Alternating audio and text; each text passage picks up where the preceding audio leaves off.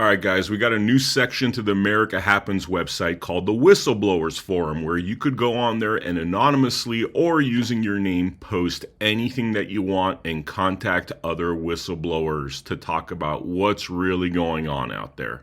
All right, guys, welcome to the latest Blood Money episode. I am here in DC, working the streets, covering the USAID stuff, and all the change that's coming down the pipeline due to the Trump administration. It's certainly been an exciting few weeks or a month since Trump came back into power. And today I have an incredible guest named Greg Chu. How you doing, sir? Good to see you, Ben. So we met at CPAC, and you were telling me about an incredible concept. I want us to, go right into it. Tell me what you've been working on, and for the viewers out there, this is essentially a financial system. Am I describing that right? A financial system that is beneficial to all of we, the people. I would describe it as an economic system. Financial is a subset of economics. So, Sounds great. Sounds great. Dive right into it. Tell me, what have you been working on? Okay, so in very simple terms, when you think about the world that we live in today, the economic world we live in today, the world where we make our lives, how we pay for goods, how we're paid for the services we provide to other people, whether that's in the form of a job or a service or however we do it, that system is completely fractured, and the fractured pieces are even further fragmented. And the people who get to make all the money are the ones who connect those fragments and those pieces together. And not only do they get to profiteer from that, they get to profiteer in an outsized way relative to the actual value they provide. So, for example, this is where we talk about having rent seekers, and they have the ability to monetize that connectivity in a way that actually is very reductive. It's a huge tax on our productivity. And it goes further because when their reach exceeds their grasp, which it did in the great financial crisis of 2008, the global financial crisis went around the world because they were all playing the same game. Greed overcame reason. And rather than these people lose their jobs, the companies go bankrupt, they were considered to be too big to fail. And by the way, it's not just about banking. This has happened with airlines. This has happened with transistors, all kinds of industries. We've said people are too big to fail, too important to fail. No matter how badly they behave, we will bail them out. And the way we bail them out is we print a ton of money. This is the other great tax upon human productivity. So you have this corporatist regime, which is not capitalism. Capitalism, remember, is I win, you win, we win. It's the tide that raises all boats in the harbor. Corporatism is the one that allows some people to have much, much bigger boats than everybody else at the cost of everybody else's wealth and well-being. So this is the corporatist agenda here that says we're too big to fail, we get to do what we like, we get to abuse our position that controls the fragments and the access to and between those fragments. And then on the other side of that, you have the state, the ever-growing monolithic state, like a cancer that has to be cut out and cut down over and over again because it keeps regrowing. But it can't be funded from income tax and all the other taxes that we have. So what we do is, as you've seen in the States, how many trillions of dollars are you guys in debt? Sadly, 38 trillion was last time I checked. Right. So that's all being paid for by your children, my children, our grandchildren, our great-grandchildren. We're stripping out their ability to do this, and this is how it works. So they print this money, and people talk about inflation being consumer price index and consumer price index. Producer price index and consumer price index. It isn't. Inflation is literally what it says on the tin. It's money supply. You are inflating the amount of money that has been printed. When I started off as a trader, it was $480 billion in the M0, the narrow band of money calculation for the US Fed. I think today it's something like $8 or $9 trillion, or am I wrong? It could be a lot more than that. I haven't looked in a little while, but it's completely out of whack. No, I think it was actually around $19 trillion, thanks to all the COVID spending and everything else. Yeah. Sorry, I haven't looked up that number in a little while. But what happens is, when they talk about economics in mainstream media, they talk about the CPI and PPI. And so you have monetary inflation here, PPI and CPI here, and you look at it and think, but hold on, the price of consumer goods hasn't really gone up that much. It's gone up 6%, 8%, 10%, 4% in each year. And on an accumulative basis, that is still massive. But the reality is the transmission fluid to slow monetary inflation, translation into CPI and PPI, is us. It's anybody who doesn't have any real assets. You see, real assets are all in a bubble of everything. Right now, every real asset is in a bubble. Why? Because there's so much money in the system, and that money is chasing the same limited pool of real assets, property, stocks. And so what ends up happening is all the people who aren't rich to begin with get poorer and poorer and poorer. And effectively, we are being enslaved. Now, that's a process that's been going on for decades. You could argue centuries and millennia in different ways. But ultimately, that's what I'm trying to change. That's what the team and I are all trying to change. I've spent 24 years of my life fighting this, what I call the enslavement of humanity, because that's exactly what it is.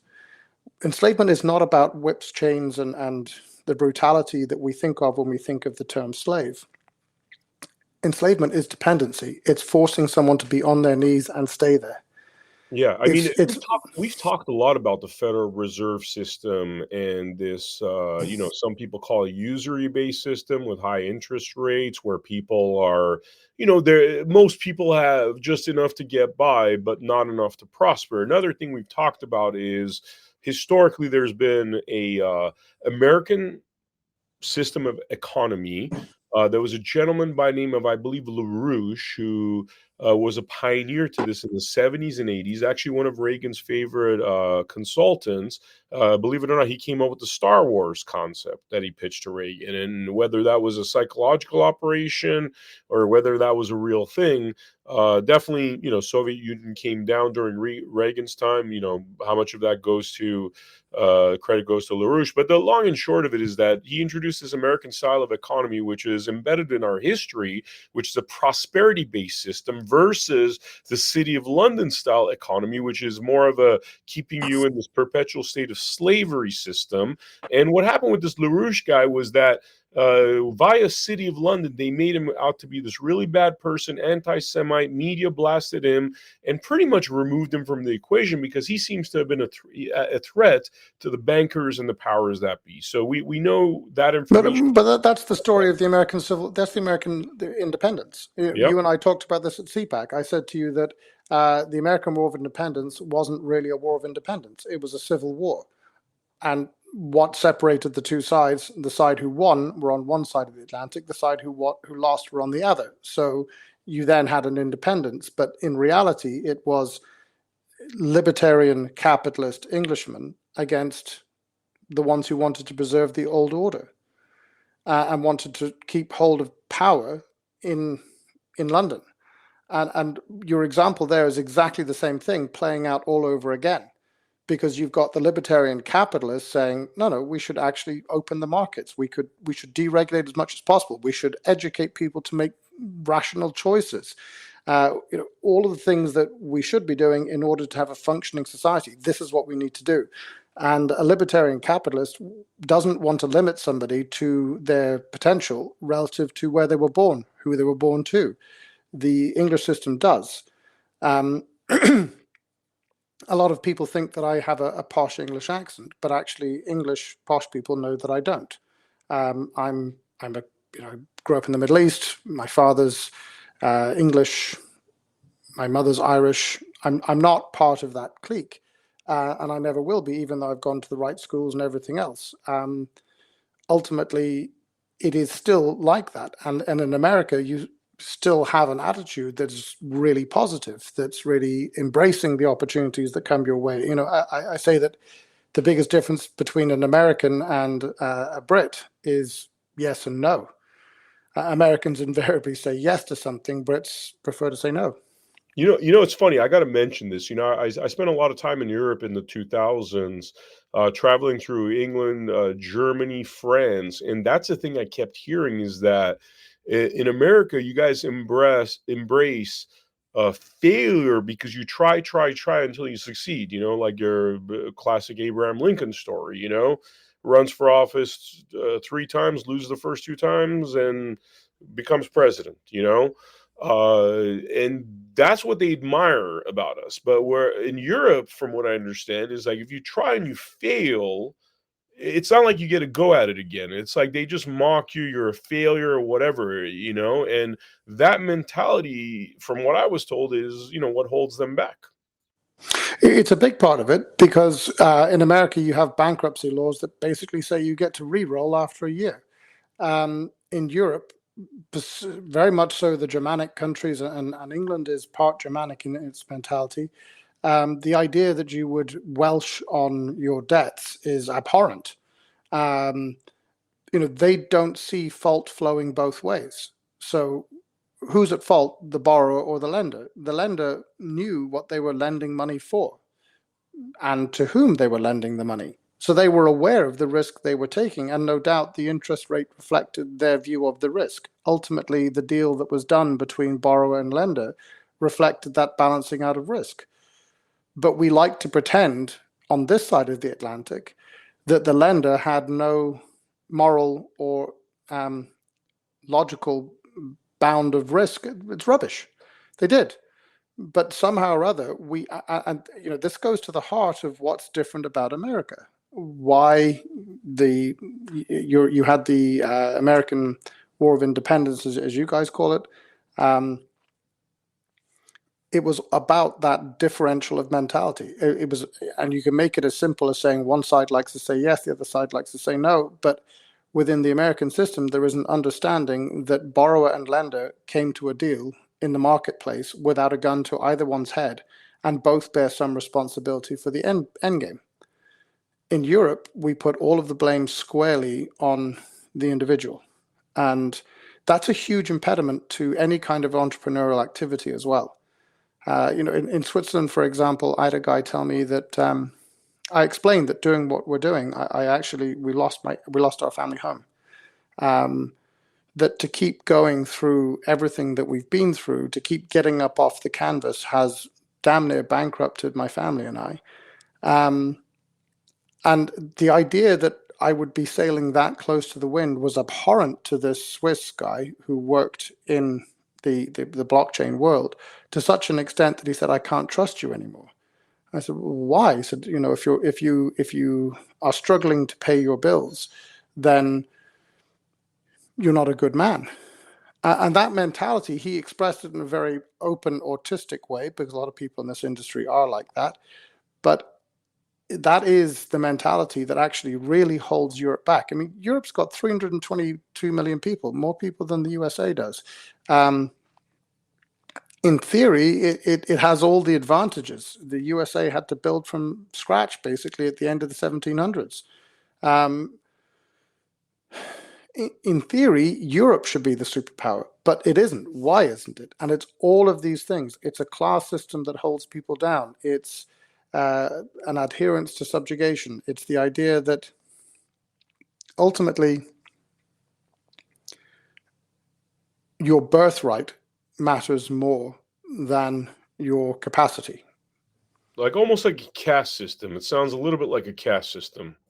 It is. In England, your class is not determined by how much money you have. It's what title do you have. If you don't have a title, what rank was your father in industry? Was he the CEO or director of a major bank or major corporation or a general in the army? And then it would go down to, when you stop going through the family aspect, it would come down to you. Which school did you go to? Which university did you go to? You can go to Oxford University and study geography, and you'll be given more social credit than somebody who went to, I don't know, the University of Reading, which used to be a good university before it became woke, and did law. Why? That's the class system at work. The kid who got 3 A's in his A levels in a comprehensive school against the system, despite the system, that's a public school, what you guys would call a public school, is given far less credit than the guy who went to what the English would call a public school, but what you would call a private school, who had all the best teachers and all the best opportunities and still only scraped 3 B's. Wow. Look, you know the whole story about Tommy Robinson. Or maybe you don't know the whole story. None of us know the whole story. But why can Douglas Murray say things but not Tommy Robinson? Yeah. Well, the answer is really simple, because Douglas Murray has the right background. He's allowed to say these things. He's an intellectual, one we frown upon. God forbid that any of us should turn out like that. I mean, it's awful. Hmm. But we certainly can't have these plebs saying things. I mean, no, we can't have plebs calling out the court system. They're not educated, not of the right class, not the right sort of chap. That's the mentality that has put Tommy Robinson in jail for a civil matter. Not just in jail, in a high security prison full of terrorists. He's almost like the J6 story for the UK. High security prison with terrorists for a civil insurrection. And by the way, he's also in solitary confinement. Not that Nigel Farage, the person that people in America think is the hero of British politics, he regularly turns on Tommy Robinson in order to make himself look more mainstream. I've heard, by the way, and I want to get into really the company that you're working with and stuff, and what you guys are doing. But before we do that, I mean, I've heard Nigel Farage, like Elon Musk, hasn't been too happy about him. Is this the reason why? Because he represents himself as sort of a, the freedom guy over there, a Trumpian type character. But tell us about the reality. Well, if he is to Trump as an ant is to Trump, the guy, he did have some principles around standing up against the EU SSR, as I prefer to call it. Other people call it the European Union. But he did stand up against them. He stood up against them in the European Parliament. He was elected into the European Parliament repeatedly, and he was a thorn in their side and a very good speaker. He shares that with Mr. Trump. That's it. I think beyond the argument that countries should have self-determination, he has nothing to offer, nothing to say. Most of his policies come out of a poll. If you want to look at who is actually really smart and really good in the UK, probably the only leader worthy of the epithet in the United Kingdom, it's Rupert Lowe, who is not the leader of the Reform Party. In fact, the Reform Party is not just led by Nigel Farage, it's owned by Nigel Farage. So, in context, has he done some good things? Yes. Would I vote for him? Never. I mean, look, you've got Boris Johnson, who's probably the greatest idiot to ever grace number 10, and that includes all the Labour people.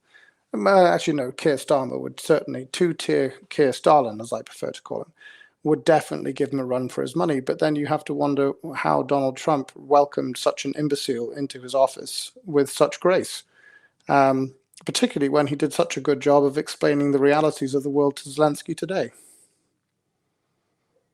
Yeah, I was hoping that would be a little bit more spicy, because Kier is definitely, I mean, I've seen what he's done to the United Kingdom. I've seen what a pushover he is. Just an absolute scumbag, if you ask me. I mean, destroying his own country. Not a semblance of England left. I mean, seems like it's going to be pretty much another Muslim country the way it's going. It is. So the Islamic vote controls Labour. And Hmm. because Labour are the ones in power, the Islamic vote controls the agenda. Ultimately, what did Tommy Robinson expose? He exposed the rape, the systemic rape of hundreds of thousands of white girls in towns all over Britain. Mostly white girls, not all, mostly white girls, mostly British white girls, by men from Pakistan. He exposed the fact that a boy was hounded and his family threatened over a fight in a schoolyard in which the truth was grossly misrepresented in order to make the immigrant Muslim boy look like the innocent one and the white indigenous boy look like the aggressor. In actual fact, the accounts that Tommy Robinson secured as a journalist, asking people questions who probably didn't know he was recording, evidences a very different story. And for publishing that, he was put it was decided by the Attorney General, a political appointee in a political position, that he had so grievously breached the court order to suppress the free speech of that publication that he would go to a maximum security jail and be in solitary confinement in that maximum security jail, allegedly for his own safety. But why is he in there in need of being in solitary confinement in his own safety? Because he's been jailed with terrorists from Islamic terrorists. I mean, you couldn't make it up. There's so many things you can't make up. I mean, as a journalist, you must know this, that sometimes you must feel like George Orwell was just, he just didn't see how big this would be. None of these guys did. When you look at fiction, the only fiction that seems to come close to describing our present reality is Idiocracy, and that is terrifying. Yeah. And I hate to say, man, I married a Brit at one point, which was the biggest mistake of my life. I'll be straight with you, other than the 2 kids we have. And I was telling you that story about, that situation, how my documentaries were made into child abuse, according to the UK courts, because I was exposing them. I was exposing their corruption about what they do. And they pretty much told me that they're going to arrest and extradite me if I speak another word of it, because they were very unhappy that about 5-6 years ago I was releasing documentaries that showed this level of corruption. But doing the research, I realized Tony Blair basically started this adoption industrial complex where healthy British parents were having false accusations thrown towards them, their children stolen by the CPS of England, given to a lot of the time gay couples, and this has started with Tony Blair. Now, years later, I mean, this has become its own industrial complex. Now we're not only stealing the children, and by the way, one of the things they don't talk about, white adoptive child versus any other religion.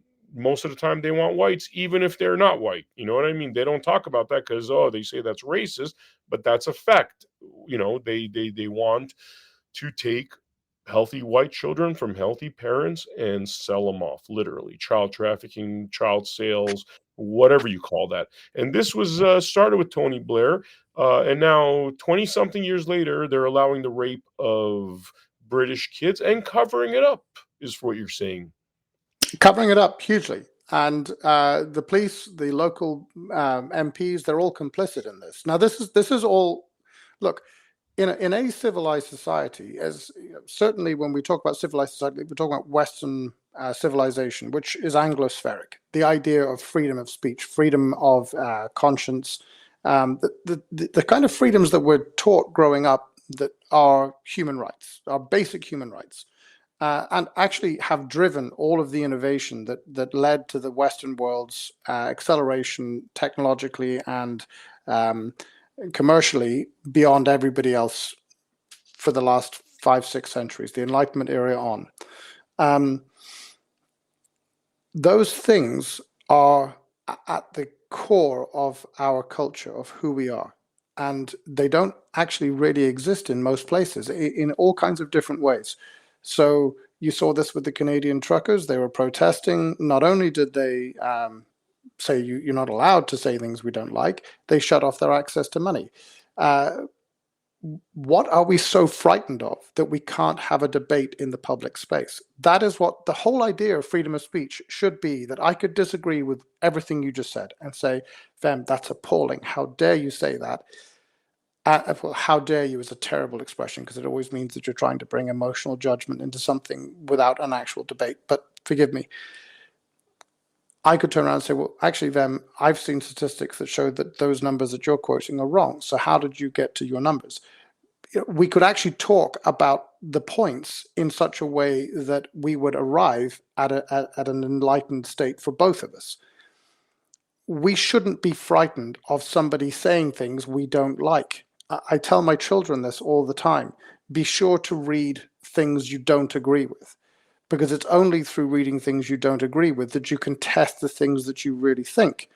And more than that, you need to know what the enemy thinks. I still subscribe to, I used to have about 13 or 14 subscriptions when I was a kid, boarding school in England.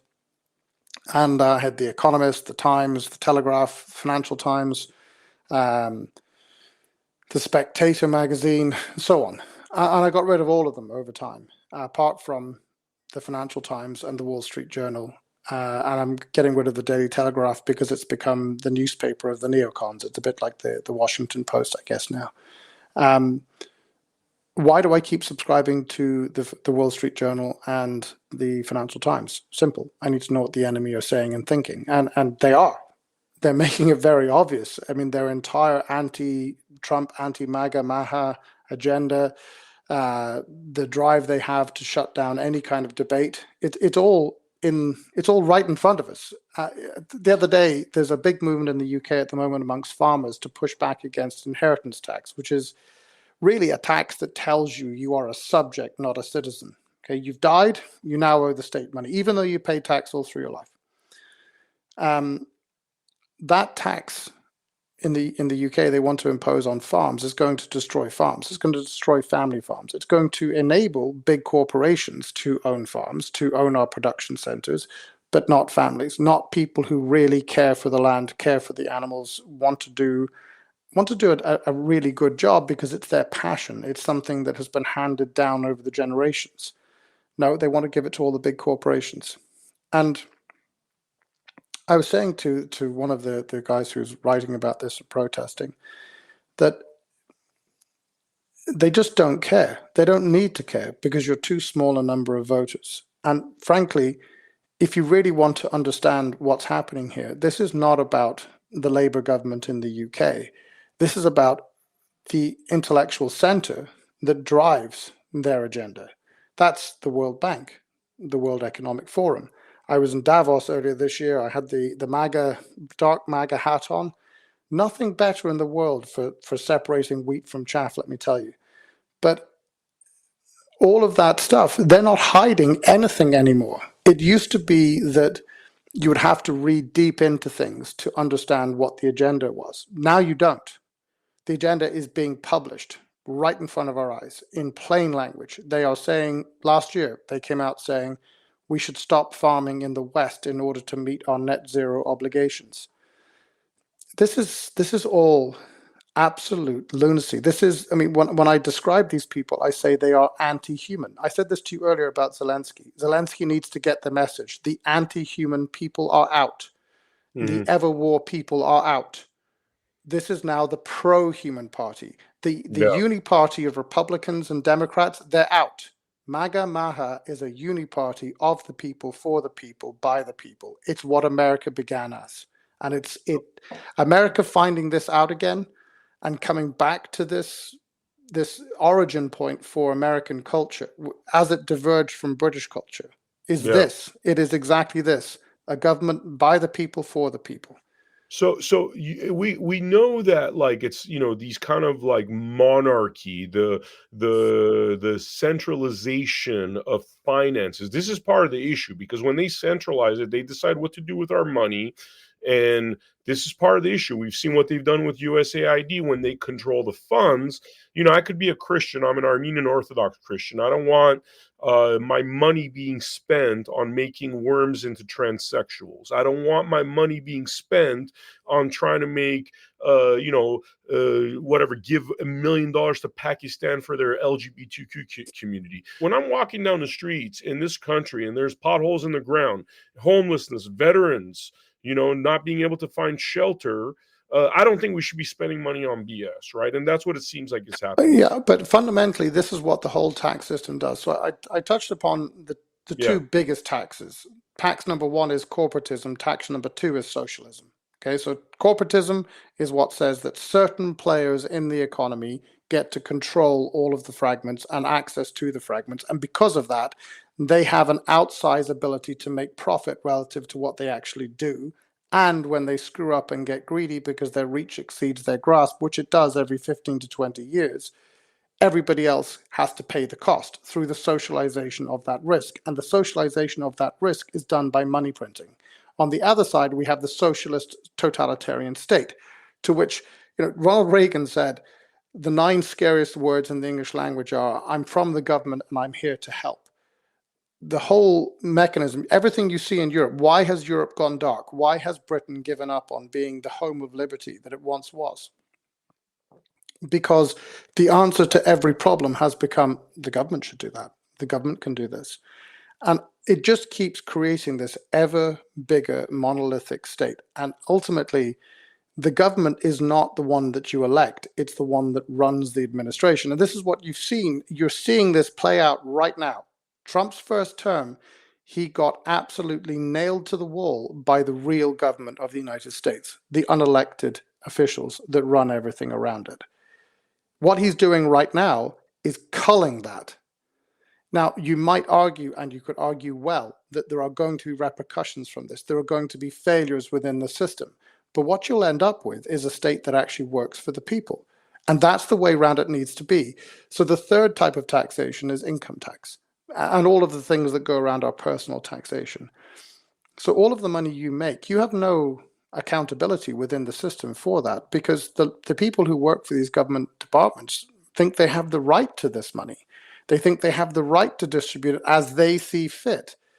Now, I'm not going to go full Ayn Rand on this and say that everything, including roads, should be built by the people who want to have a road go somewhere. But there is actually a pretty good argument for a lot of those things, to do things by community subscription. Why don't we? Because we have taken all the power we can from the individual and transferred it to this ever-growing monolithic cancerous superstate, the totalitarian socialist system. And corporatism and socialism are the best of friends, because each of them has the same object. It is to make a very small number of people have all the power and all the money at the cost of everybody else. I was trying to explain the difference between these things to my 10-year-old son a few years ago. I said, imagine a harbor, and in a capitalist harbor, as more boats come into the harbor and the boats get bigger, they increase the size of the harbor so that everybody can have a boat, and everybody can have a bigger boat if they earn one. But ultimately, the water just keeps being let in, and you end up with this bigger and bigger and bigger harbor. In a corporatist system, they don't really want competition. They want to have rent seeking. So what they do is they close the gates. And over time, a small number of the people in the harbor will end up with huge boats.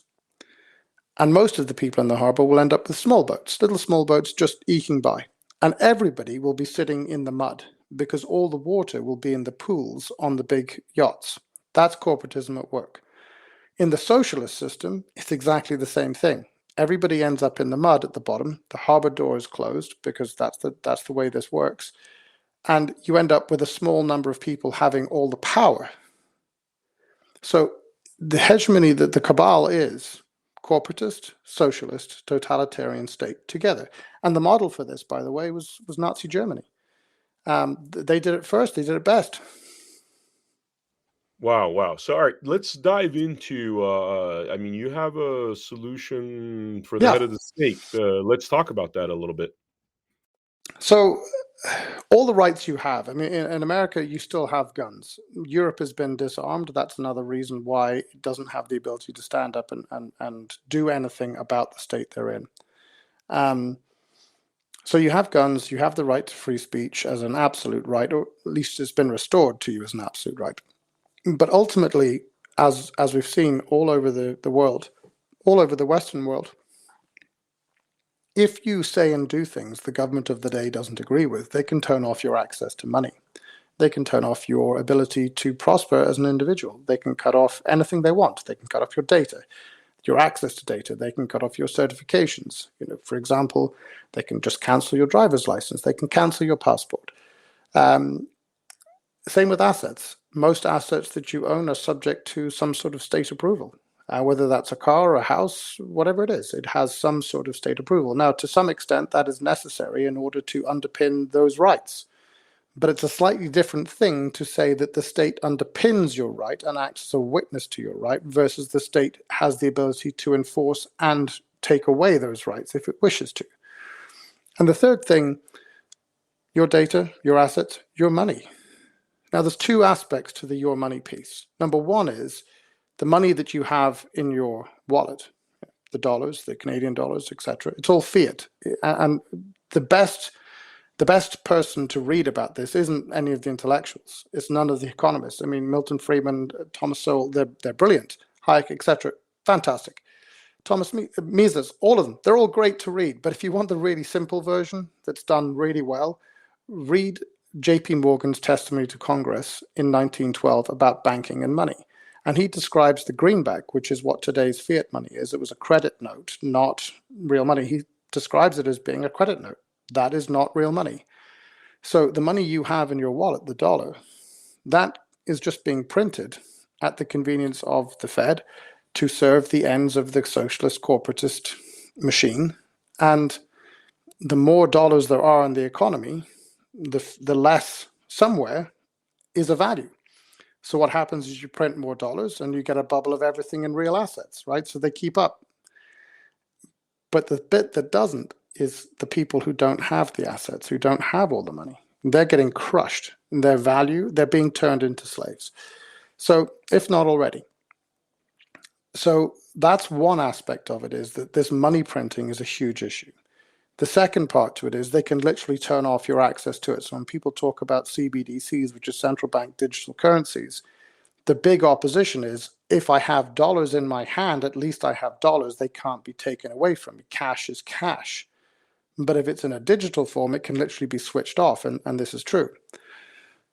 So this is really what the whole story of Bitcoin and Satoshi was all about. It wasn't what you see in the press today, what you see people talking about, Michael Saylor, etc. That's just the number go up. That's the Bitcoin version, as I call it. What it did was it took an incredible proof of concept, not for blockchain, which I'll come to in a second, but for what real money is and how it can be created. And it is just a proof of concept.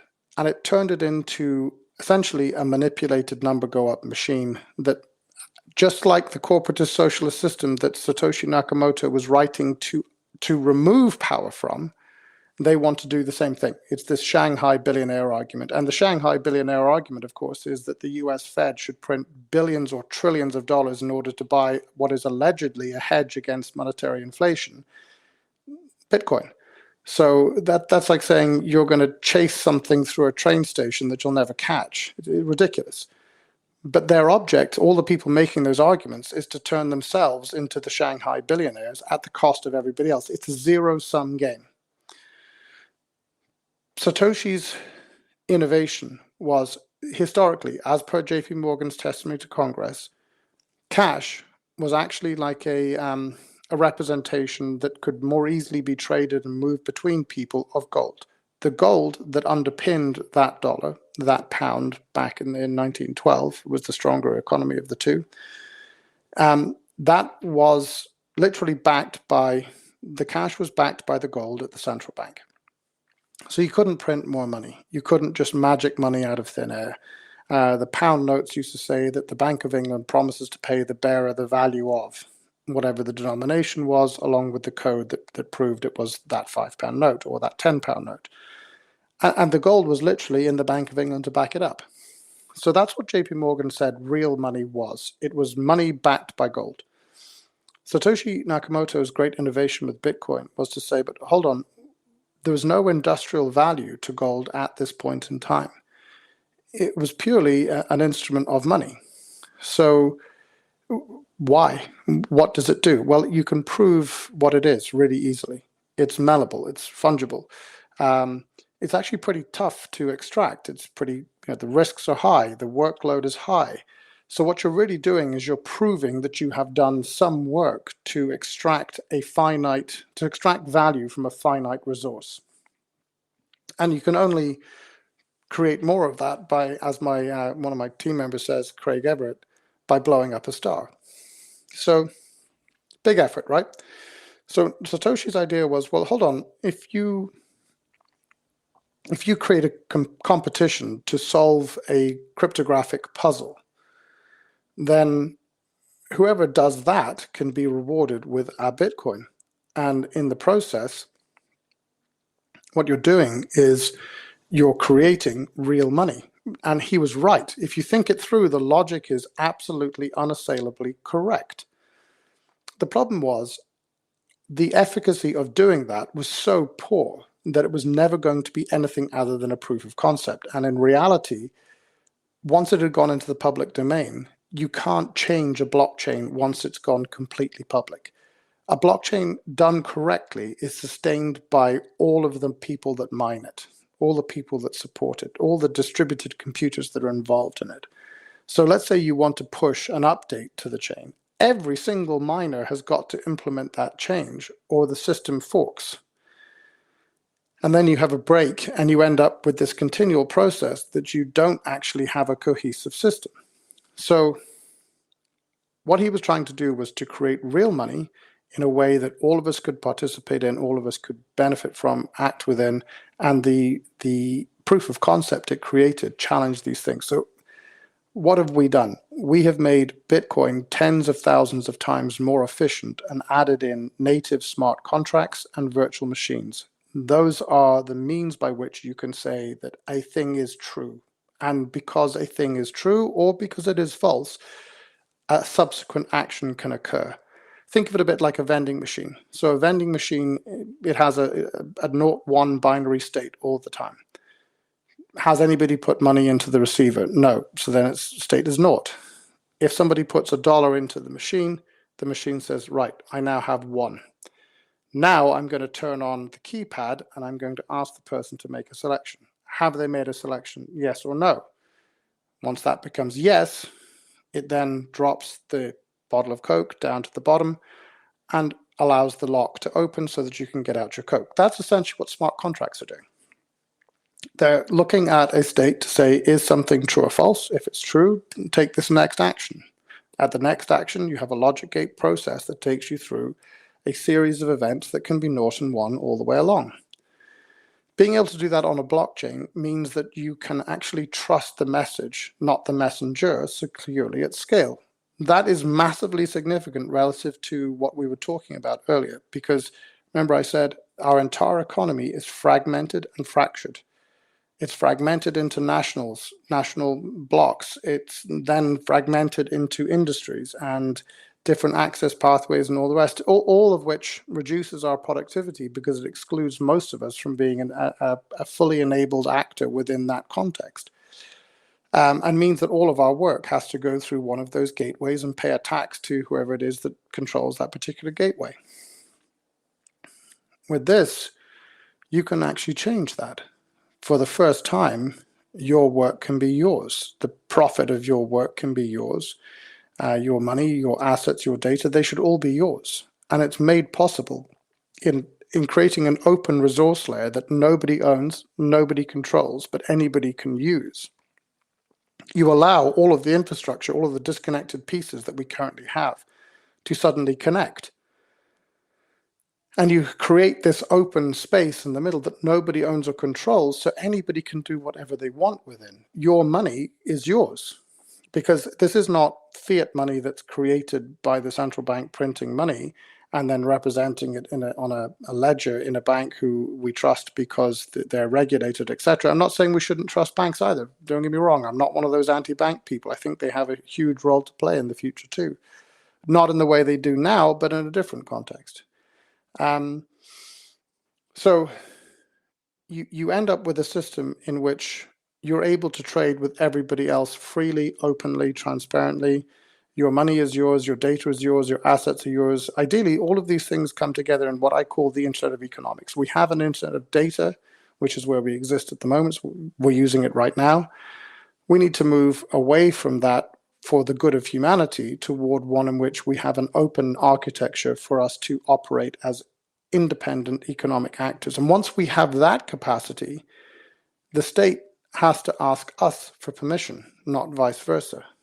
We are who we are. Our identity is ours, regardless of who wants to take it away from us or not. Our money is ours. Our assets are ours. This is the true emancipation that democracy is a sleeve for. Democracy, to some extent, is illusory unless you own your own data, unless you own your own assets, unless you own your own money. And maybe a lot of people don't realize the extent to which they don't.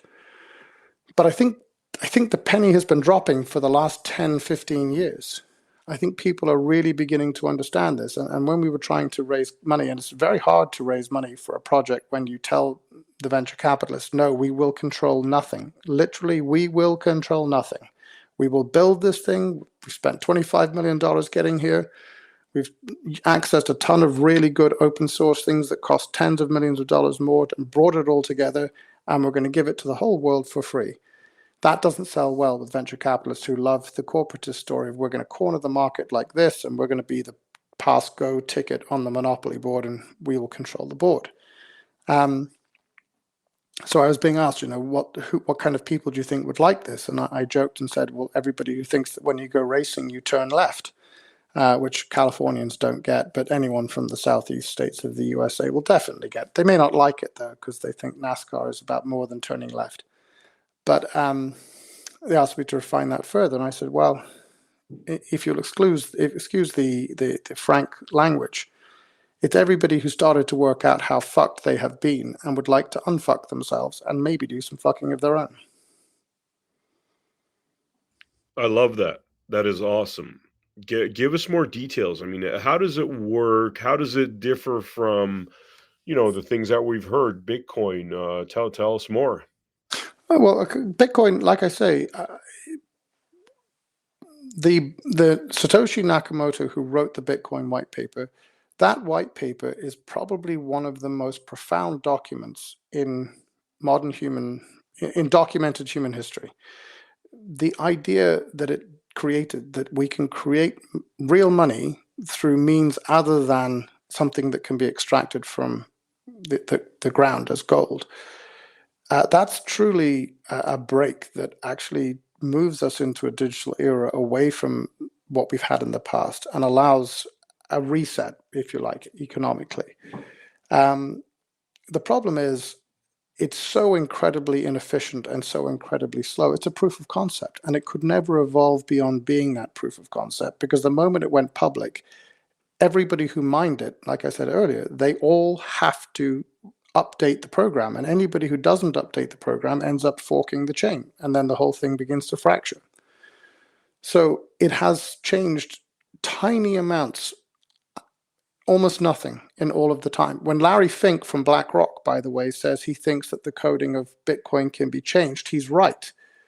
If they get to 51% control of the mining, he's right, they can fork it. And that's actually a lot of what's going on. 90% of all the Bitcoin that's minted right now is going to 5 accounts. And there's actually a fight within those 5 between China and America. Massive amounts of money have gone into dominating mining in this way. But if I wanted to buy something from you using Bitcoin, and remember, the Bitcoin white paper, everything is in the heading. It's marvelous. It's a peer-to-peer electronic cash system. Peer-to-peer means me to you.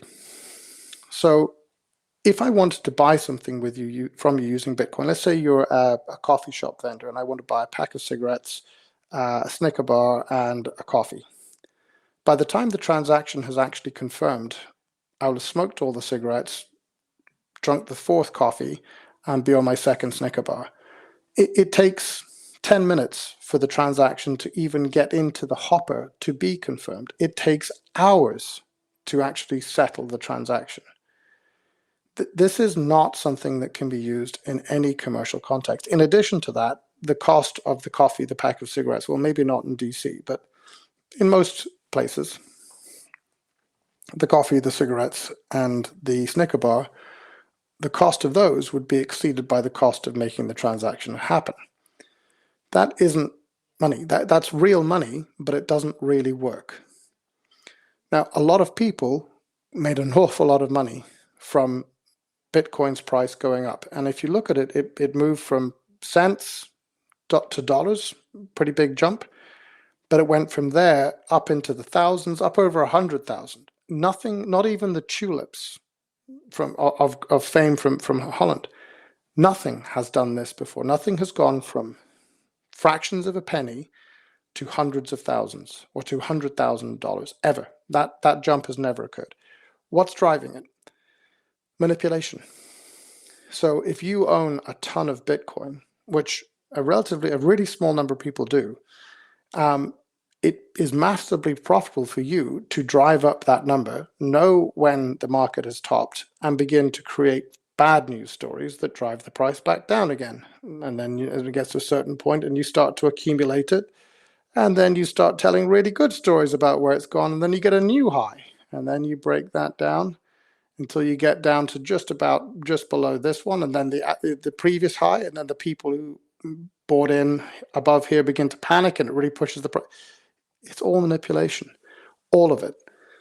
And it has made some people extraordinarily rich. Now, those very same people, as part of this game, are the ones who've put $95 billion into so-called layer twos. Layer twos are basically people saying, okay, so Bitcoin is a square wheel. Let's pretend it's not. Let's pretend that we can shave some of the angles off by re-centralizing. So instead of having a peer-to-peer electronic cash system, we have a peer-to-crypto bro-to-peer electronic cash system. We've reinstituted trust. The whole point of blockchain is it removes the need for us to trust a third party. We can transact with one another and we can trust the message, not the messenger, securely at scale. That's blockchain technology in a nutshell. By putting the crypto bro into the middle, the layer two, as they like to call themselves, we've destroyed that. And so it goes on. You've got all these other distributed ledger technologies coming out, and all of them, we did a video about this on Rumble. It's called the Garden of Eden problem. Look it up. It's Internet of Economics on Rumble, Garden of Eden problem.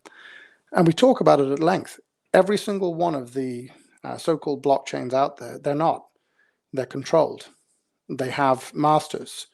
Solana, Hedera. Hedera are very blunt about it. You know, they have a foundation and they have members who are the actual nodes. That's still centralized. You can make all kinds of arguments to justify it, but that's what it is. And that doesn't mean that it's not legitimate. It means that it's infrastructure, which we already have. And so blockchain has emerged, not blockchain, distributed ledger technologies have emerged in much the same way as the existing economy has. It's turned into lots and lots of fragmented infrastructure. And then you have these people who literally call themselves layer zero, who want to become the cave-dwelling trolls that sit underneath the bridges, connecting everybody up and taxing everybody. These guys, by the way, they raised, I think, $125 million at a $1.2 billion valuation in 2021. And so far as I could make out, there was no tech. There was just some really slick marketing documentation. There's a friend of mine, Chris, I'm terrible with names. He's actually a CFA. CFA is kind of like being a doctor in any other field, a PhD. A CFA is a chartered financial analyst. They're the top people in the finance world in terms of their knowledge and ability. I'm just gonna give you his name. Give me a second to look it up, because he wrote about this and he's actually made a film about this that's coming out in the near future, and it is brilliant if you want to understand what's really happening. Chris Galazio, Galizio, or IZ if you're an American. And all of this has been going on. So these people, all of their money has been pushed into creating the illusion that the square wheel is not actually square, that it is perhaps a polygon. And I say that as a tongue-in-cheek industry joke, because one of the layer twos is actually called Polygon. They're not round. So rather than say, oh, hold on a second, this doesn't really work, let's build something that actually does work. Let's look at the proof of concept, the idea, and let's turn the idea into a reality. Nobody wants to fund that, because that would suddenly put a pin in this bubble of bullshit, frankly. Is Bitcoin worth nothing? No, it has a value. I don't know what it is. We will do a video about it in my team one of these days when we're not under so much pressure in every other direction. And we do a lot of these kind of discussions. We, again, in Rumble, Internet of Economics channel, we did a discussion about Bitcoin and all of the dirty hacks, which is what we're talking about now, to pretend that it works, all of which have been funded by crypto whales to continue and perpetuate the illusion, the myth. The reality is, yes, you can pretend to pay for a hotel room in Bitcoin, but not really, because actually it's a whole series of intermediaries, many of whom are no longer regulated or audited, pretending to be effectively banks. And there are some banks and there are some major financial players in there like Visa and MasterCard. So yeah, you can pretend to pay for something with Bitcoin in a hotel, but you're not. You're working off the same system that we've always had. So when you see the things happening with Bitcoin, it's actually really sad to somebody like me who's dedicated my life to this cause, because it was a massive breakthrough. I mean, I knew about, I was effectively using blockchains long before. Blockchains are not new. They've been around since at least the 1950s. They're not new at all.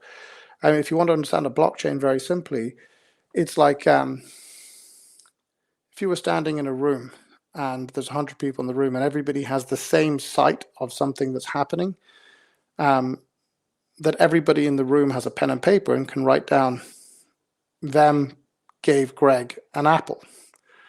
And you could go around the room and check that everybody had the same note, them gave Greg an apple.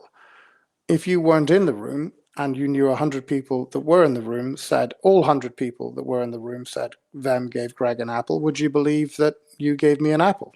Absolutely. That's what blockchain is about. The existing system is to say, well, a bank or a trustee or somebody we put into a fiduciary position witnessed what happened and they put it in their ledger, and because they have oversight, supposedly, we will trust that that ledger is true. So rather than having 100 people say it, we have one person say it, but everybody says, oh, but we have to trust that one guy because that one guy is the regulated entity, the fiduciary, etc. You see how being able to trust the message, not the messenger, has such a phenomenal impact. I mean, when you really begin to unpick that, it's phenomenal. But even when you do that, you're stuck with this problem of, well, how do we have money exist within the system? Because money is actually how we transfer value between people, between things. It's how we pay for services, goods, etc. The barter system simply doesn't work. You know, the whole guns for butter argument doesn't really work. It's not something that you can create an index of. It's not something you can create a transparent market with, so on, so on, so on. There are very good reasons to have money. When you look at the other DLTs that have emerged, they work on a thing called proof of stake. So Bitcoin is proof of work. Its idea is that you prove that you've done the work. And let's give an example of what that work might be when you talk about solving a cryptographic puzzle. So Bitcoin works in 10-minute cycles. 10,000 piece jigsaws are thrown in the air. Everybody gets to try and turn that into the finished jigsaw. Whoever does it first wins. So you understand the degree of computational capacity that needs to be employed in order to solve that puzzle. It's huge. And the risk that everybody bears is that they may not win. So a huge amount of work can be done to get to the cryptographic puzzle solution, which is exactly like a whole pile of people can go mining in the Klondike. Only some of them are going to find gold. And only some of them are going to get that gold to a point where they can exchange it for goods and services. That's proof of work. You can prove that you did the work to get the value, to extract the value from the finite resource. And proof of work actually is the real basis of blockchain. If it's not proof of work, it isn't a blockchain. Let's put it that way. So with that, with a proof of work system, you can absolutely trust the message, not the messenger, securely at scale. The at scale part is the real issue when it comes to proof of work, which I'll come to in a minute. What you also see is what's called proof of stake chains emerge. Now, I refer to these as the Dorothy chains. So, you know, the way Dorothy clicked her heels together 3 times and all of a sudden she was back in Kansas. Same thing. You can just magically create money out of thin air. Now, Ethereum, which probably most of your viewers have heard of, Ethereum was a proof of concept for how to create state channels, smart contracts and virtual machines on chain. Remember, I gave the example of the vending machine. That innovation was Ethereum's. Again, another proof of concept. Again, cannot, did not, will not evolve. But they made a shift from being proof of stake, a real blockchain, to being proof of stake, a fake blockchain. But worse, they became anonymous proof of stake. So proof of stake is a bit like saying you have a group of people who are providing consensus in a room, just like the 100 we gave earlier, but certain ones will have more votes than others because they have more stake.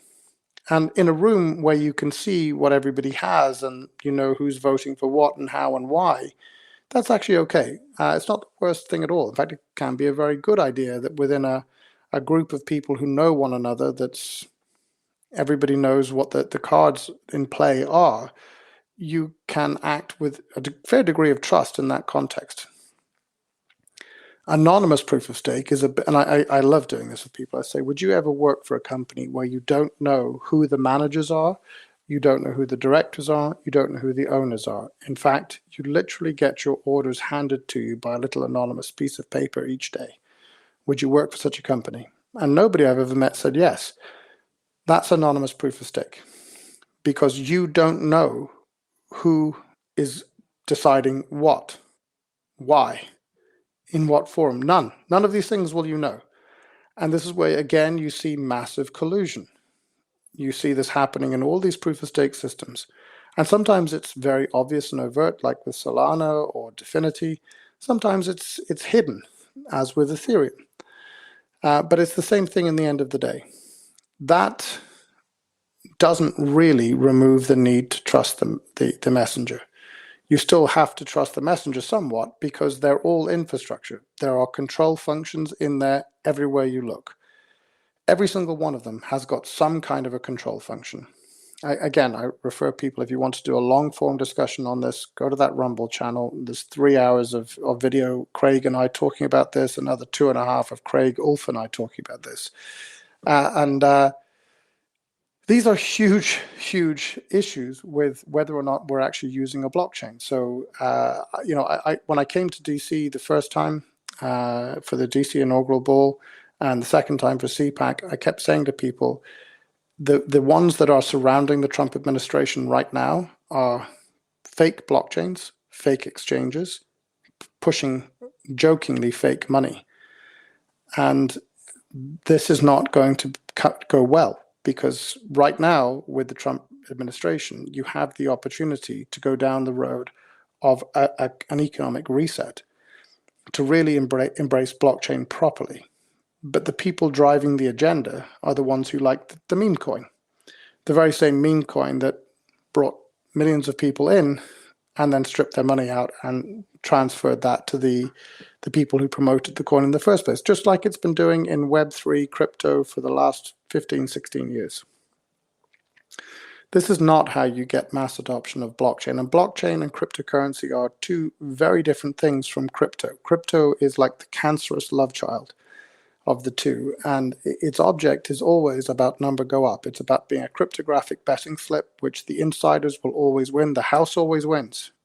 And a few punters make enough money that the story gets out that this is a way of making quick, cheap cash.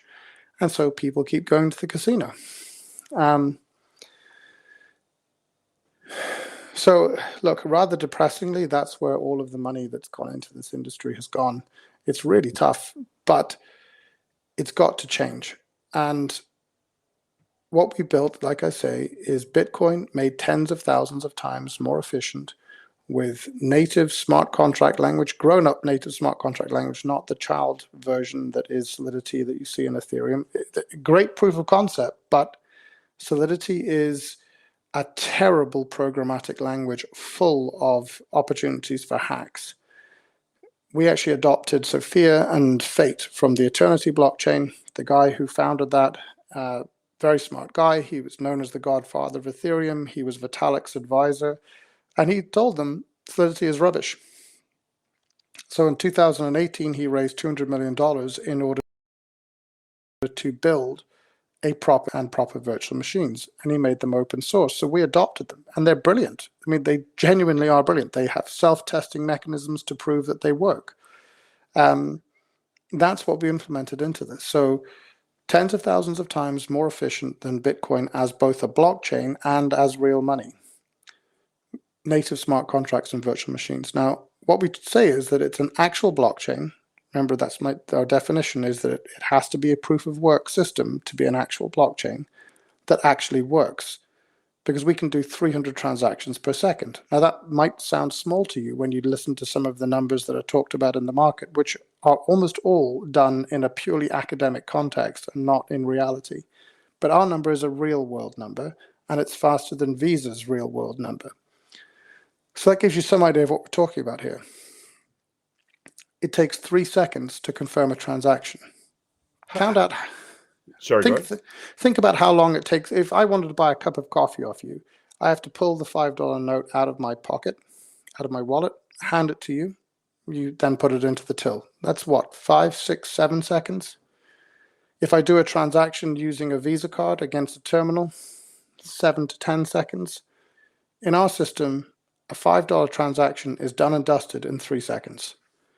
That's real speed. That's real money that's really working. If you wanted to do a $1 billion transaction, you might have to wait all of 4 minutes to be absolutely mathematically certain that that amount of money had moved from point A to point B. Because it's essentially a probability curve. Everything is probabilistic. Don't let anyone tell you differently. Everything in the world is probabilistic. Everything you think is an absolute fact is also probabilistic. You, where you are as a human being, is probabilistic because actually you're made up of atoms. This is what I mean. The probability that this transaction is true after 3 seconds is, let's say, it's 95%. The probability that it's true after 30 seconds is 99%. It takes 4 minutes to get to 99.99999% certainty. That's what we're talking about. That is phenomenally high speed. Nothing on planet Earth transacts that fast.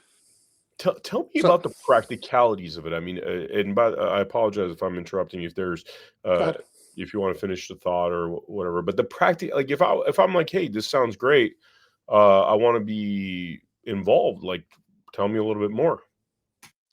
Okay, so we did a lot of things that people don't like in the blockchain or the crypto world. We did all the engineering first and the marketing last. Most of them do it the other way around, and they never do. They never actually get to the engineering. So the whole thing is actually built. It's running. And okay, so people talk about a wallet in a blockchain context, and you probably heard that expression. It's a complete misnomer. It's not even like someone saying Hoover instead of vacuum cleaner. It's much worse than that. Really, a wallet is like a complete operating system for your engagement with a blockchain. It contains a vast number of different functions, much, much more complex than simply having money or assets or tokens in there and moving them around.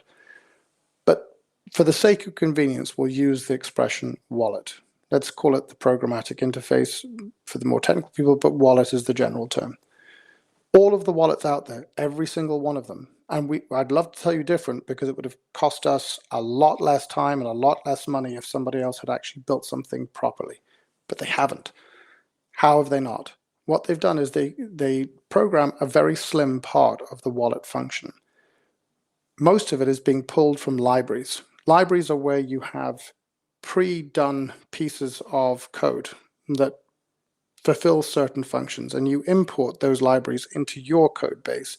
So your code base might be this. You import the library and it's this. You add a bit more, and then you import another library. A bit more, another library. Eventually you end up with something that's a complete program, but probably only somewhere between 1% and 20% of it is done by you. The rest of it has been brought in from open source libraries or licensed from libraries. The problem is they're not actually auditing anything that comes into that. And if you think I'm not telling the truth about this, go and do your own research. Go and look it up on Google. There are some hilarious examples of some of the biggest, MetaMask, for example, some of the biggest wallets where their own devs are laughing at how insecure the system is because they've imported these libraries and they haven't audited them. So we say that basically we have the only wallet that hasn't been pre-hacked because we built it from scratch. What do I mean by pre-hacked? Well, if you're the NSA, GCHQ, People's Liberation Army, the guys who did the Bybit heist, the North Korean intelligence services, how do you hack everybody's wallets? Simple. you put code into these libraries that people aren't actually auditing, which they then implement into their wallets, and hey presto, you have a backdoor. So we built a wallet from scratch. That's one. So the means by which you engage with and interact with the Gajimaru, what we call the blockchain, is entirely through this wallet. The second thing that we did was we got rid of passwords and logins. So everything works off the secure enclave in your device.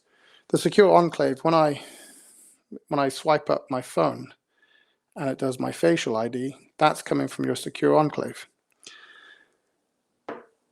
We made the wallet work from the secure enclave on a phone or on a laptop.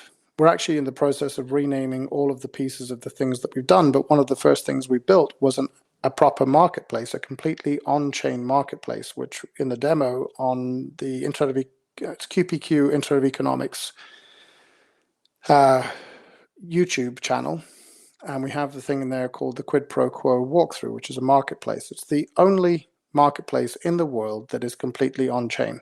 And if you want to test everything I've said about nobody else has built an actual blockchain that actually works, nobody's made real money really work before, here's the test.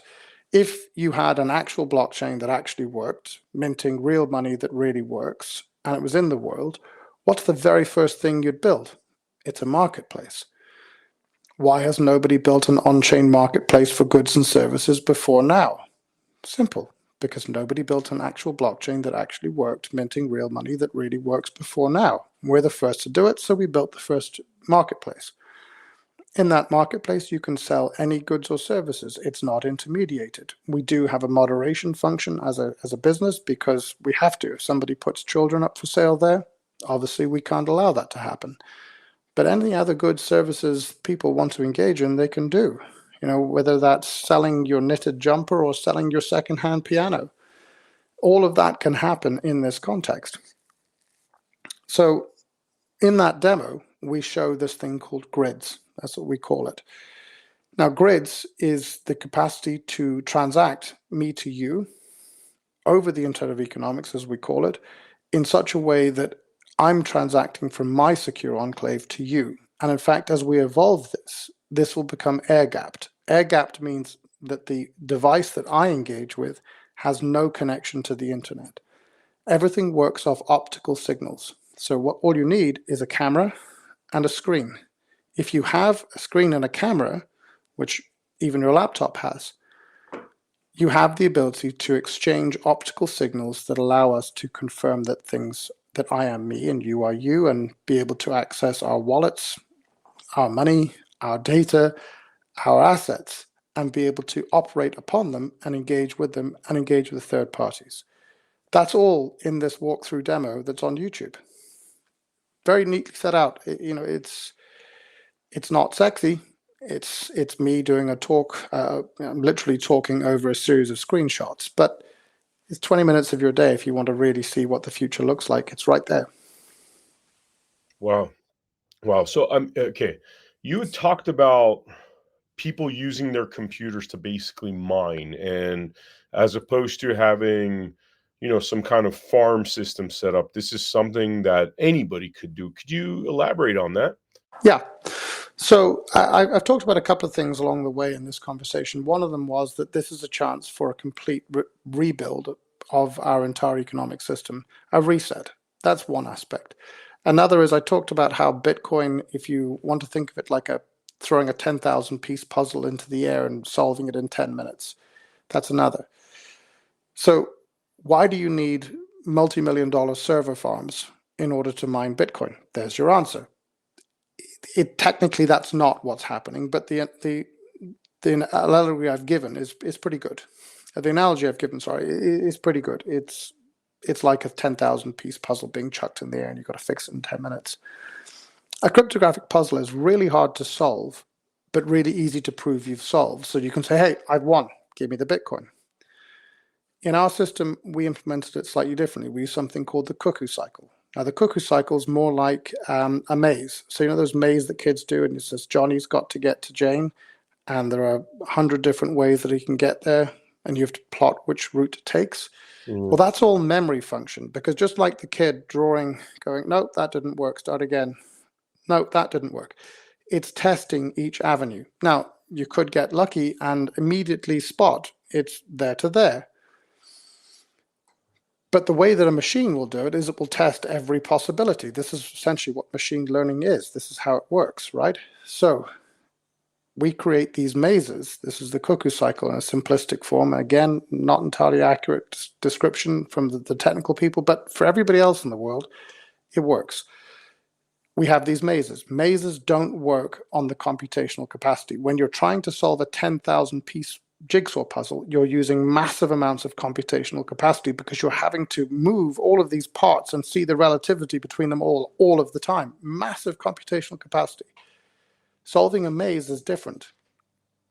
Solving a maze is a memory function. Memory is the most over-provisioned, least used part of every computer out there right now. It's also the bit that doesn't run hot. It doesn't use vast amounts of energy to operate. It's extremely cost efficient. By having most of the function be to push the failed solution to the memory and then only hone in on what the actual answer is, you're still doing a proof of work, but you're doing something at a fraction of the time, cost, and expense of doing it in Bitcoin. So that was one part of what we implemented. That in turn means that anybody can mine this. We started the chain on 5 $250 laptops. We had one in Japan, one in Bulgaria, one in Sweden, 2 in Switzerland.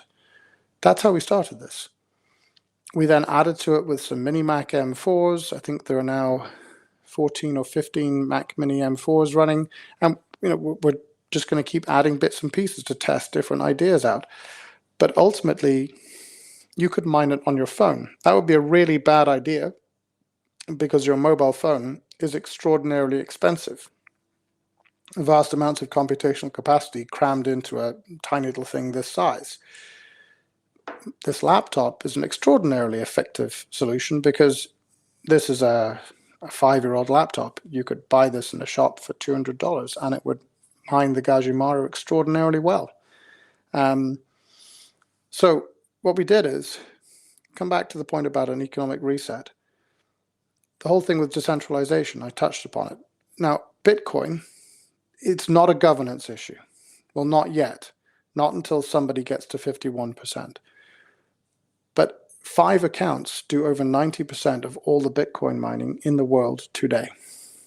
That is massive centralization of economic value. And it happens because they've stuck so much money into this. And they've built these massive server farms to do it.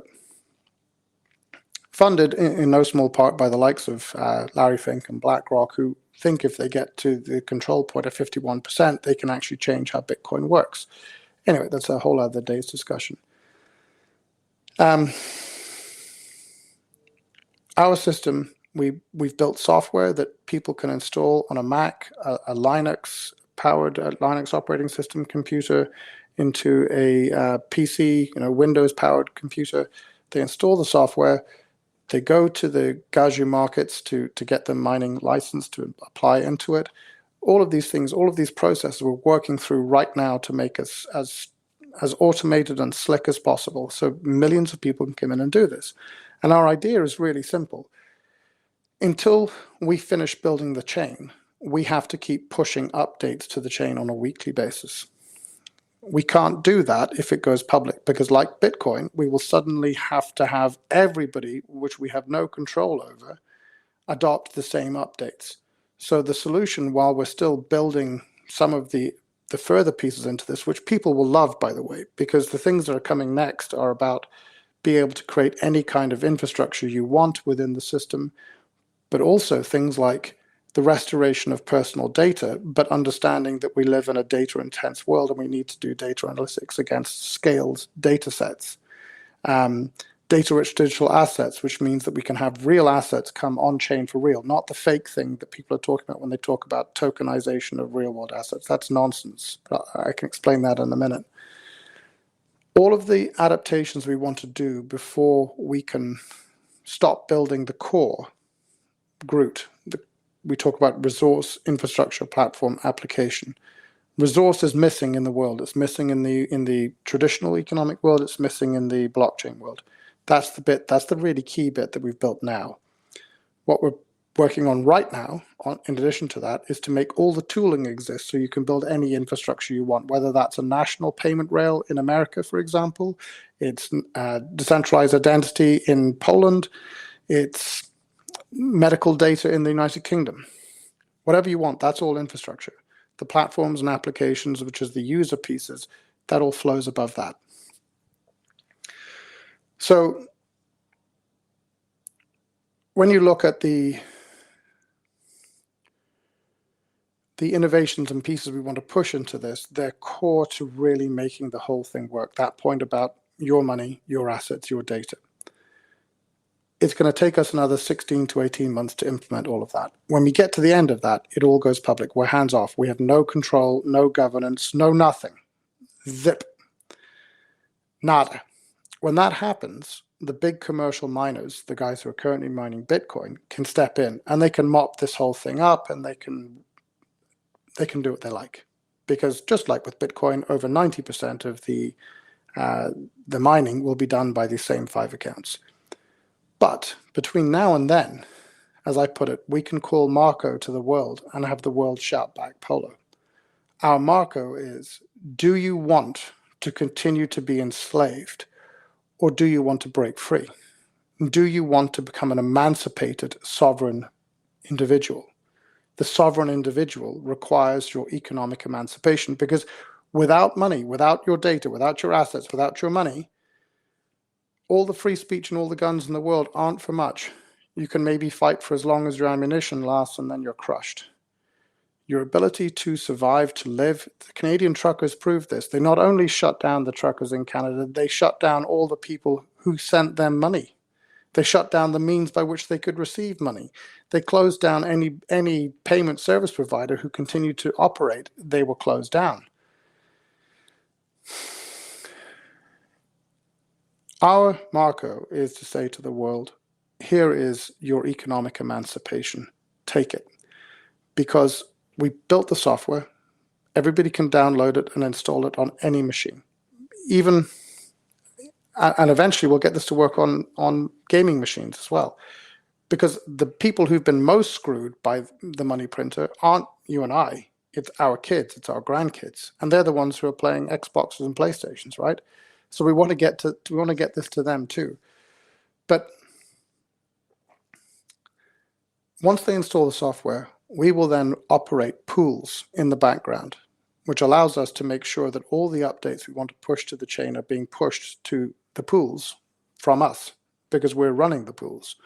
And to this extent, for a little while, you could say that we have more control than we ought in a governance-less system. But the choice we have is do nothing and continue to build this out and then go public and let the big guys come in and take over the whole thing, or do this. And we think this is the better answer. So the aim is to get 10 million people mining. If we can get this message out and we can get the whole world to understand the opportunity that we're trying to literally give you, maybe we can get 1 billion people. The key is all of the computers. I mean, you and I were talking about this in CPAC, and I said, look around the room. How many computers are in this room? How many laptops? How many iPads, tablets, phones? There's a huge amount of computational capacity in the room we were standing in, most of which is doing absolutely nothing. What, maybe 2-3% of the room were using their phone at the time that we were talking? Everybody else is sitting in their pocket. And that's true of a vast amount of computers around the world. When you go to work for the day, does your computer do anything? No. And actually, we're not the first to think of this. SETI was a program done in the 1990s where you could install a piece of software on your computer, and when you weren't using your computer, you just left it on. So are you saying, just so I could clarify this, because to be honest with you, some of this stuff is definitely complex sounding, but are you saying that your computer's running basically creating money more or less? Yeah, your computer is in a computational pool, and the ability of your computer is being paired up and matched with thousands, hundreds of thousands, millions of computers around the world in order to compete for the prize. Now, what that means is that, and we will make sure that the pools are as competitive as possible so that everybody is getting something out of the system, okay? And what we're aiming for is that when we get to the point that the whole system goes public, access to mining goes open to anybody and everybody, is that those pools will become self-actualized and actually continue to improve, continue to get better, continue to get stronger, and they will be more powerful than the server farms. If we can get enough people to do this, this is real capitalism. This is I win, you win, we win. Because yeah, we're going to make $20, $25 out of every 100 that comes in. Because we're selling the software, we're selling the services. We have to deliver those services. We have to manage them and put them all together in the background.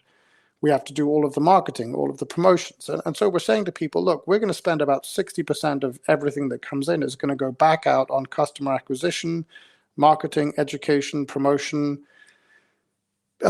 It's a huge expense. But if we can get the message out to everybody out there that this is the one chance. I mean, my wife said to me recently, we had a very difficult conversation, and I'd had a couple of threats made against me.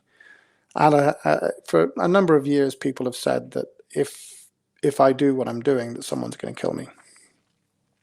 And she said, why are you not frightened of that? And I said, well, you've got 5 children. They come after you. Why would you put all of that at risk? And I said, look, in World War I and World War II, hundreds of thousands of men answered the call to arms, left their families behind, and they were fighting for nothing more than the ability to deny the Kaiser an expansion of his borders, to deny Adolf Hitler the ability to force the rest of Europe to speak German. That's a bit tongue-in-cheek, forgive me. But ultimately, when people talk in a sort of rewriting history and talk about how it was just to save the Jews. No, it wasn't. What was happening to the Jews in Nazi Germany did not motivate the Allies one bit until they came across the first prison camps and actually uncovered what was going on there. That was Belsen, I think. In reality, the war against the Nazis was not about the liberation of the people in the camps. Not until the last days of 1945, and into April, May, June, July. And I said, so hundreds of thousands of these men left their families and went to war over such a trivial thing next to literally a multi-millennial opportunity to deliver the economic emancipation of humanity.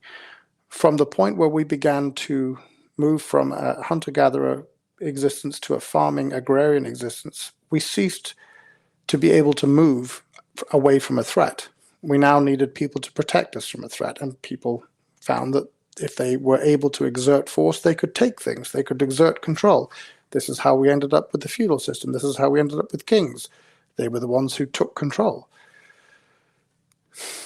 Everything from that period on has actually turned us into subjects. We are not citizens. We are not sovereign individuals, and we are not going to be that until we can restore ourselves to that state of grace of being economically sovereign. Economic sovereignty means electoral sovereignty. It means all of the other things that we think and we take for granted as being citizens, as being sovereigns. They're all illusory until we have that economic control back. And that's what we're delivering. And I said, if I'm going to die for something, that has to be the most noble cause in the last 5,000 years, bar the story of Christ. And I should have thought about that. There are obviously religious stories you can tell that are of greater significance, but from a story about our economic subjugation and our economic liberation, what Satoshi wrote in his white paper in 2008 opened the door to a whole other potential economic universe for all of us. What the team and I at QPQ, which is the company behind the build, what we've been doing is trying to put all of these tools into the world and give them to everybody for free. I mean, all of our patents, all the work we've done, The patents haven't been done so we can exclude other people from this. They've been done so that we can protect the system from bad actors. All of that is just going to be licensed into the chain for free. We're not going to have a foundation. Foundations are simply gateways for control. We deliberately avoided everything that would allow us to control any aspect of the chain's operation once it goes public. Like So nothing centralized, basically. It's all decentralized, for the lack of a better term. Yeah, and our object, as I say, if we can get 10 million people mining by the time we go public in Q3 next year, that's a win. It's a big win. And obviously people can still come on board and mine, and we'll make the software available to everybody to do that. We'll still sell the software, we just won't sell the services. The services will be, we're hoping, a lot of other people will compete to do, because if you're a capitalist, you believe in competition, right? You don't believe in cornering markets. That's a corporatist game. Everything we've done has been about eating our own message. We're not telling you to eat our dog food. We're eating it to show you, come with us.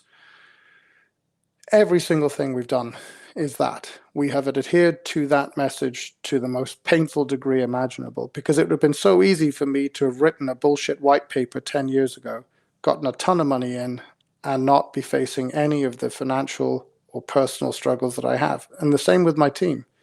The team who've been with me over the last almost 2 years, the previous CTO stole everything because they didn't like the idea of something that the whole world would own. They wanted something that they and one of the investors at the time would own and control instead. So they stole everything and tried to destroy the company.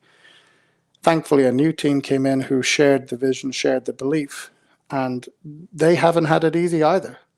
They're living on a fraction of what they normally would, because we've had some wonderful people support us through this, but none of the Silicon Valley guys would ever touch this. So we could have sold out 100 different ways before now. We're not. We haven't. We've taken the hardest possible road to get here. Why haven't you ever heard my name, the company's name, the CTO's name? Ulf Figer, one of the smartest human beings on the face of the earth. I have an IQ of 160 and I'm the dumbest guy in the room in every morning stand-up. Craig Everett, phenomenal guy, ex-US Special Forces, incredibly smart guy who knows distributed systems better than almost anybody on the planet, bar Ulf. Dimitar Ivanov. We joke on our website, we have alternative bios if you go into the Easter egg piece of the website. And his is escapee from Soviet Russia, etc., etc. He's not Russian, he's Bulgarian, but the Bulgarians, when he was growing up, he's of our age, a bit younger actually, were under the jackboot of the USSR. So he knows very well what socialism is and isn't. Peter Santosh, who came on board to do all the marketing work, these are people who've bled to get to where we are. Phenomenal people. And you've never heard of us because we haven't taken a single shortcut. We have spent every penny we have on getting the engineering right. That's the opposite of everyone else in the industry. Everyone else in the industry put out a white paper, did a pretty deck, and again, I talked to that guy, Chris Galazio. He nails this in a film he's releasing later this month, March or April. Pretty decks, all this kind of stuff, and they got tons of money in. They didn't spend the money on building better engineered systems. All they had to do was create a clickable interface on Figma, for example. That got them the money. Then they spent their money building their community. And again, Rumble. You want to have a look at this whole thing. We talk about the industrialization of bag holding, which is the process of turning crypto assets into ETFs. And we talk about the same thing on that long form video, all the egregious horrors that are going on there.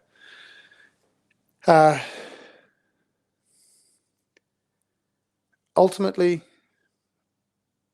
we've not taken a single shortcut. We've done everything that puts the engineering first, and now we're trying to get the whole world on board. We're not just going to open it up and let anybody come in and mine, because if we do that, we're going to see the big commercial miners come in and wipe everybody else out. But if we do this well enough, if people like you work with us, people who have an audience that is our audience. The very first event that we sponsored was the Trump inauguration party in DC, the crypto, it was MAGA Maha crypto inaugural ball. We sponsored that, our very first event, and we have a budget that would make a church mouse look profligate, because the whole MAGA Maha movement is, we said this earlier, MAGA Maha is about returning control, returning the democratic state to the people. It's government by the people for the people. So we sponsored that because actually that audience is one-to-one matched with our audience. It's all the people, like I said earlier, who've worked out that they've been screwed or are beginning to work out that they've been screwed and would really like to change things and would really like to restore some agency to themselves, would really like the state to work for them, not vice versa. That's our audience. And if we can get 10 million of those people on board, we win. All of us win. We get 100 million. This is phenomenal. 1 billion, that's it. Game over. We've changed everything, because the truth of it is they can't kill me and stop this. They can't kill Craig or Ulf or Dimitar and stop this. It's beyond them, because it's a movement. This is not about creating yet another business. This is about creating a movement for the economic emancipation of humanity. We have the keys. We want everybody to have them, and then we want to burn them. Sorry, I had to write that down. The economic, what do you say? The economic emancipation of humanity. Okay. So, like, let's talk opportunity. What is well, first, actually, a question: legalities, because this came up when I was mentioning this to some friends who've obviously known about all these crypto scams. We've all heard. There was that Democrat, let's call him a gentleman, big, whatever, crypto fraud, a lot of crypto fraud. Let's talk about the legalities. What could you tell to the viewers out there that are concerned that this sort of thing is legit? What do you know about the laws? Okay, the laws on this are very straightforward in some ways and not in others. So when people talk about crypto, they're talking about what I would refer to as a cryptographic betting slip. Now, I've been advising the FCA in the UK. I was involved when FINMA were looking at, FINMA is the Swiss regulator, were looking at how they did token principles and rules. I've been in this space over 20 years in different ways. I'm obviously pre Satoshi, it wasn't in a blockchain context, a real money type approach. It was more thinking about how do we make the existing system slightly better. So I've been looking at the regulatory aspects for a long time. If you want to know how you regulate crypto, it's very simple. What laws do you have around casinos and gambling? Because that's what it is. It's not investment. All these meme coins, same thing. It's just a cryptographic betting slip. The people who run the casino make all the money. You can call that what I call it. You can call that caveat emptor. So I call it fraud because that's what it is. It's a bunch of people who know an awful lot more than everyone else does about what's really going on, then using that imbalance of knowledge to monetize. They monetize that imbalance of knowledge. And what they're actually doing is they're using very expensively refined and researched marketing. That's where they spend their real money, to create FOMO, fear of missing out. And they're getting people in, and there's a wave of cash comes in. There's no responsibility on their part. They just get to walk away, go down to the Lambo dealership and buy the Murcielago of their dreams. And if you look at it, most of that is pretty obvious. It just takes a second to come back and ask. So let's say, for example, if you were offering me an opportunity to invest in your company, I would be giving you cash in return for which there's an exchange of risk between you and I. I've given you some cash, which reduces your risk. I'm now at risk. losing that cash. So I want to support and help you build and grow your business, etc. And if your business does really well, because of the work that you've done, that I've done as an investor and an interested party in it, then actually the price of the company should go up. The amount of dividends, which is the profit after you've paid taxes and everything else, should start to flow to all of the shareholders. So not only are you sharing risk, you're sharing opportunity and profit. With the crypto, the meme coins, there's no fair exchange here. All you're doing is you're buying a cryptographic betting slip and praying that the number goes up. If the number goes up, you want to make sure you get out fast enough so that before the thing goes back to zero, you've profiteered. And this is the story of the casino aspect of it. It really is a zero-sum game. I got very annoyed when a guy on a channel I used to be in described Trump's meme coin as a new breakthrough for capital raising, and was talking about how he was going to do a project to do with some absolute drivel and nonsense, and he was going to get it funded by a meme coin. And what did that actually mean? It was basically, well, I'm a crypto bro and I'm really cool. And if you want to be cool too, come and buy my meme coin and we can pretend that we're in the same business together, and I can pretend to high five you whilst taking your $100 and maybe another 100,000 people's $100 and run off into the sunset having built nothing, because there's nothing to stop me from doing whatever I want with that money. It's mine. I spoke earlier about the people that are advising the Trump administration right now, or seem to be. Fake blockchains. They're all proof of work. Binance, completely fake blockchain. Completely one-sided monetary, absolute joke. Fake exchanges. Binance again. Coinbase. Coinbase calls itself an exchange, but it's not regulated as one. An exchange is a multilateral trading facility. It has no such oversight. All of the funds that sit in Coinbase, all of the digital assets, all of the real money, Bitcoin, all of the fiat money, the dollars, the euros, the yens, etc., all of it is commingled with their own money. So if that thing goes bankrupt, poof, it's gone. FTX all over again. None of these things should be news to anybody who has an inkling about how any of this stuff works. It is to most people, because most of the stuff is sort of hidden in the background, but these are the realities. Fake money, so-called stable coins. They're even worse than fiat money, because you have to take a pinky promise from somebody that they have the US dollar reserves to underpin the so-called stable coin. So that's fiat money, which, as we've covered earlier, is printed on convenience. So it's not really retaining its real value. It's not, inflation is very much in play here. It's fiat money that you have to take the pinky promise of a crypto bro they actually have in some sort of liquid instrument like a treasury bill, and the representation they create online using Ethereum, which, as I've covered, is an extremely insecure system, should all be trusted with your money, your work, your endeavor. Absolute joke. So the most regulated of all the stablecoin providers is one called Circle.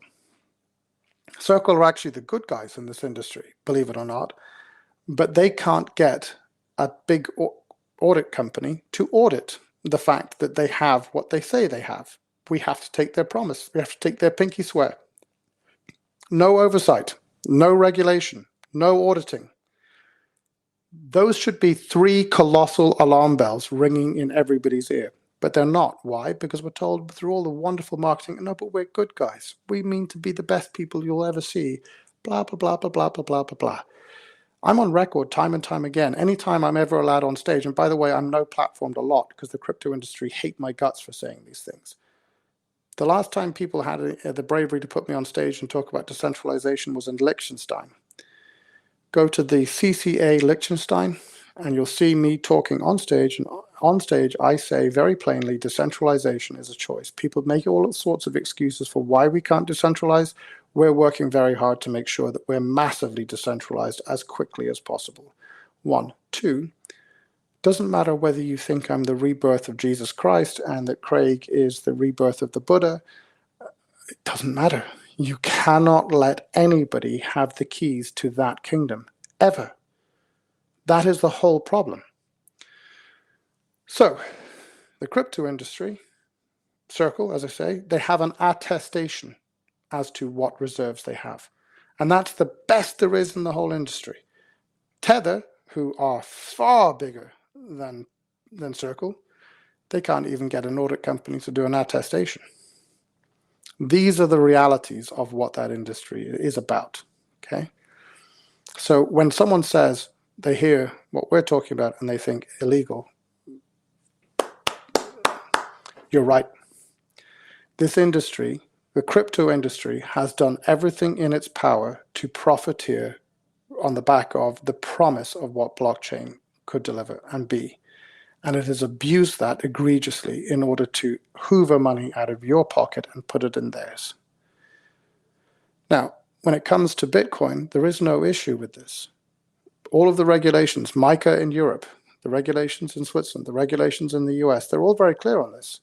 Where something is mined and there is no control function, it's not an issue. We're not selling you gajus, which is the currency of the Gaju Maru. When I say, Bitcoin made tens of thousands of times more efficient, that's what we call it, gajus. You're mining gajus. There's nothing, we're not selling you something. We're asking you to partake in this. What we're selling is software and services to allow you to take an ordinary computer like the one you and I are using to communicate and turn that into a mining machine. What's the risk? The risk is that you spend some money to buy the software and services, and your machine is working to provide solutions to the system. It's pretty small. Do we personally profit from it? Yeah, we do. Our company gets 20 to 25% of all the revenue that comes in will be our profit margin. I think that's pretty reasonable for the amount of risk we've taken. So question. I just want to. So now you're saying that the computers that are mining, this kind of farm of computers, of we the people's computers that are doing the mining, so that's creating value, and you guys are taking a 20 to 25% commission of the value. No. We're not taking commission. We're selling the software. How much is the software that you install? Software has cost us probably 6-7 months of development work. There's a whole pile of services that we need to put in place in the background that allow us to make sure that we're balancing all the pools. So we're trying to create as many pools as we can and make those pools as strong and competitive as possible. We have to manage all of that to balance them and make sure that everybody is getting a pretty fair crack of the whip, right? That's what we're going to do. Once we get within range of going public, we're then going to turn around and try and get people to operate their own pools without us. We want to step out of the system as much as possible and let the whole thing just go open. What is the cost of that software, though, the initial software to get people going? The software is anywhere between 100 francs. We're a Swiss company, so we're doing everything in francs. There's 100 is the very basic package. What is 100 francs in US dollars, just so people understand? It's about 100 depending on exchange rate. I haven't looked at it in a while. It's anywhere between, let's say, 105 and 115, depending upon where the fluctuation, the exchange rate goes. So they spend, whatever, 115, 120. Yeah.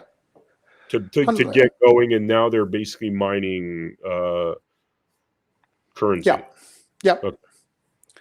And that's one part of it. The other thing is that we're giving everybody who buys one of those memberships, we call it a mining membership. So everybody will get a different membership package over the time. So the first people coming in right now, we're calling the pioneers, because guess what? They're pioneering this. They're going to be the ones that we test everything out on and make sure we've got everything right with before we go to the next group.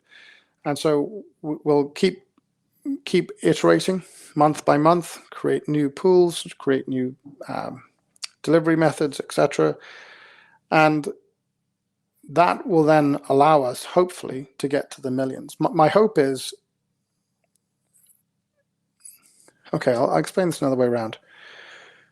In order to mine all of the gajus in the Gaju Maru, it will take 87.5 years. You've heard of Fibonacci? I have, but refresh my memory.